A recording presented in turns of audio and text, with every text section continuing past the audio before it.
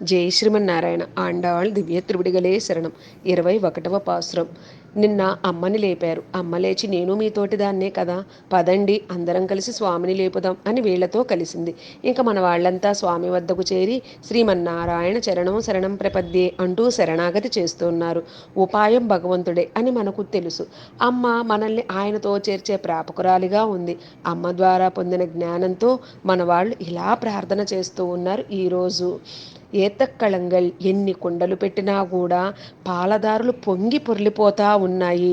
ఆ రేపల్లెలో ఆ పాలదారులు కింద నుంచి పైకి పొంగుతున్నాయి అన్నట్టుగా పొంగుతూ వస్తున్నాయి. ఇక్కడ నందగోపుడు ఆచార్యుడు, గోవులు శాస్త్రములను అధ్యయనం చేసిన మహనీయులు. ఆ శాస్త్రములు ఎలాంటివి? బాగా కఠినమైనవి. ఈ గోవులు ఆ వనమంతా తిరిగి పచ్చిక తిని అనుభవించి మనకు స్వచ్ఛమైన పాలను అందించినట్లే జ్ఞానులైన మహనీయులు కూడా శాస్త్రారణ్యంలో సంచరించి అక్కడి కష్టాలన్నీ తాము అనుభవించి తత్సారమైన భగవద్గుణములైన పాలధారలను మనపై కురిపిస్తూ ఉన్నారు.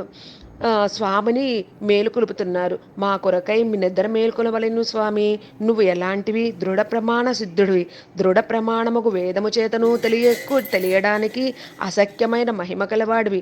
లోకమునందు అవతరించిన తేజోమయుడా, నిద్ర లే స్వామి అని ప్రార్థిస్తున్నారు.